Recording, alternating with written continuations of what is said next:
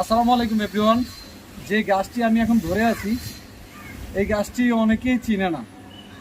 একটা মহামূল্যবান আয়ুর্বেদিক ঔষধি গাছ। এটা যে এখানে জন্মাবে আমি কল্পনা করতে পারি নাই।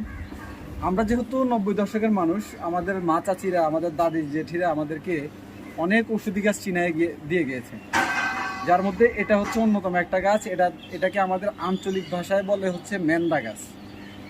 এই গাছের যে পাতাগুলো আছে এই পাতাগুলো এটা যখন আপনি ছিঁড়ে নাকের কাছে নেবেন, একটা এলাচির মতো একটা গন্ধ আসবে আপনার নাকে। যাদের পেট খারাপ হয়, ডায়রিয়ার মতো সমস্যা হয়, পেটে অসুখ, টোটালি পেটে অসুখ হয়, তারা এই পাতাগুলো ছিঁড়ে এগুলো এরকম ডোলে পানিতে মিশিয়ে পাতাগুলো ফেলে রসটা যদি আপনারা খান, অথবা এই গাছের শিকড় শেষে যদি সেই রসটা আপনারা খান, ইনশাল্লাহ 24 ঘন্টার ভিতরে আপনার পেট ধরে যাবে, ভালো হয়ে যাবে। আমার অফিসের পিছনে গাছটা দেখে আমি অবাক হইলাম যে বর্তমানে আমাদের গ্রাম অঞ্চলে এই জিনিসটা পাওয়াই যায় না, মানে বিলুপ্তির পথে, পুরোপুরি বিলুপ্তির পথে। কিন্তু সেই গাছটাই এখানে জন্মে রয়েছে। কত মানুষ এখান দিয়ে হাঁটাহাঁটি করে যায়, কিন্তু গাছটা তারা কিন্তু চিনতে পারেনি।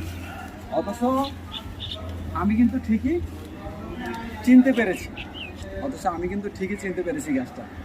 যাই হোক, আপনারা চিনে রাখার চেষ্টা করবেন এই গাছটা। আমি কিন্তু আপনাদেরকে গন্ধটা বলে দিছি, কাজে লাগবে। আর সংরক্ষণ, আমাদের বন বিভাগ সহ যে মানুষগুলো আছে, সংরক্ষণ যদি গাছটা সংরক্ষণ করে তাহলে কিন্তু আমাদের ভবিষ্যৎ প্রজন্ম এগুলো থেকে অনেক উপকৃত হতে পারে। ঠিক আছে, উপকৃত হতে হলে আমাদের এগুলোকে চিনতে হবে, জানতে হবে, বুঝতে হবে, তাহলে ইনশাআল্লাহ আমরা উপকৃত হবে। এই গাছটার অনেক উপকার আছে, আশা করি আপনারা বুঝতে পেরেছেন। সবাইকে অনেক অনেক ধন্যবাদ। যদি ভালো লাগে অবশ্যই লাইক, কমেন্ট, শেয়ারের মাধ্যমে ভিডিওটা ছড়িয়ে দিবেন।